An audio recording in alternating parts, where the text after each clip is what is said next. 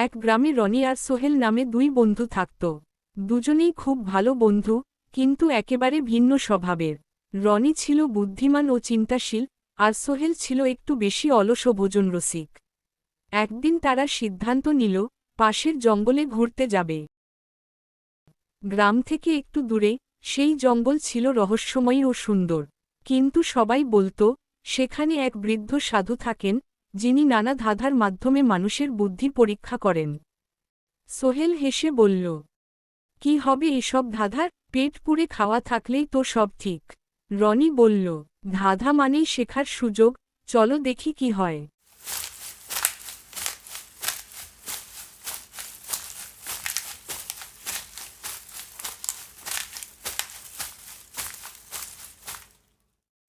জঙ্গলের গভীরে গিয়ে তারা এক বৃদ্ধ সাধুকে পেল। তিনি হাসিমুখে বললেন, যদি আমার ধাঁধার উত্তর দিতে পারো, তবে তোমাদের জন্য একটি মূল্যবান উপহার আছে। ধাঁধা ছিল, যে জিনিস ভাগ করলে বাড়ে, কিন্তু একা রাখলে হারিয়ে যায়, সেটি কি? সোহেল চিন্তাও না করে বলল, ভাত। ভাগ করলে সবাই খেতে পারে। বৃদ্ধ হেসে বললেন, না, ঠিক নয়। রনি একটু ভেবে বলল, সেটা হলো জ্ঞান। জ্ঞান ভাগ করলে বাড়ে, আর একা রাখলে হারিয়ে যায়। বৃদ্ধ খুশি হয়ে বললেন, সত্যি তুমি বুদ্ধিমান। বৃদ্ধ তাদের একটি জাদুকরি বই দিলেন, যাতে নানা জ্ঞানগর্ভ গল্প লেখা ছিল। ফিরে আসার পথে সোহেল বলল, আজ বুঝলাম, শুধু খাওয়া নয়, শেখাও দরকার।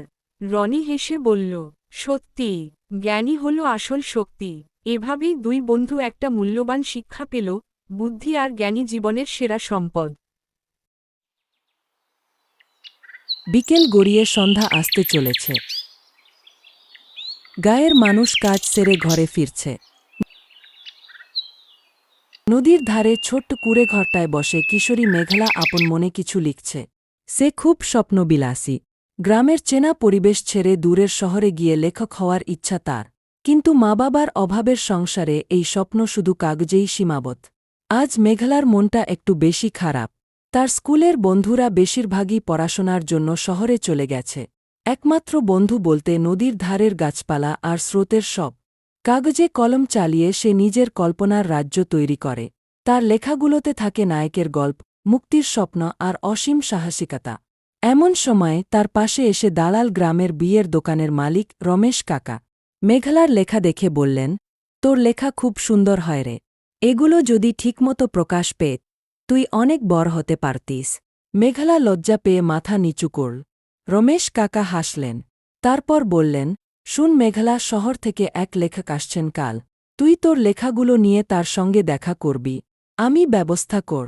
মেঘলার চোখে এক অজানা আলো ফুট। জীবনের প্রথমবার তার স্বপ্ন সত্যি হওয়ার আশা জাগ। एक थी राक्षसी। उसका विशाल शरीर, लंबे लंबे दांत और डरावना चेहरा था। वह बहुत ही घमंडी और अभिमानी थी। उसे हमेशा लगता था कि उससे ज्यादा शक्तिशाली और कोई नहीं है। एक दिन उस राक्षसी ने एक छोटी सी टुनटुनी चिड़िया को देखा। टुनटुनी चिड़िया भले ही छोटी थी, लेकिन बहुत चालाक और समझदार थी। राक्षसी ने टुनटुनी को देखकर हंसते हुए कहा, तू इतनी छोटी है, तेरे पास कोई ताकत नहीं है, मैं तुझे अभी खा जाऊंगी। टुनटुनी चिड़िया ने बिना डरे कहा, मेरी ताकत कम हो सकती है, लेकिन मैं बहुत चालाक हूँ, और चालाकी से बड़े बड़े ताकतवरों को हराया जा सकता है। राक्षसी ने कहा, हाँ, तू मुझे हराएगी, ये नामुमकिन है। तब टुनटुनी ने कहा, तो चलो एक मुकाबला करते हैं। अगर तुम जीत गई तो मैं खुद तुम्हारे पास आ जाऊंगी। राक्षसी मान गई।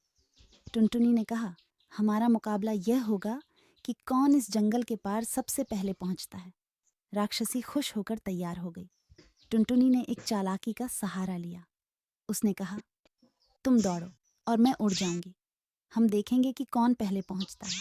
राक्षसी ने दौड़ना शुरू किया, लेकिन वह इतनी बड़ी और भारी थी कि थोड़ी ही देर में थक गई। जबकि टुनटुनी चिड़िया ने पेड़ों और पत्तों के बीच से उड़ते हुए जल्दी ही जंगल के पार पहुंच गई। जब राक्षसी जंगल के आखिरी छोर पर पहुंची, तो उसने देखा कि टुनटुनी पहले से ही वहां उसका इंतजार कर रही थी। राक्षसी हैरान होकर बोली, तू इतनी जल्दी कैसे पहुंच गई? टुनटुनी हंसते हुए बोली, याद रखो, ताकत से ज्यादा बड़ी चीज होती है बुद्धि। राक्षसी शर्मिंदा होकर चुप हो गई और टुनटुनी चिड़िया की चालाकी की तारीफ की। उस दिन से राक्षसी ने कभी किसी को छोटा नहीं समझा।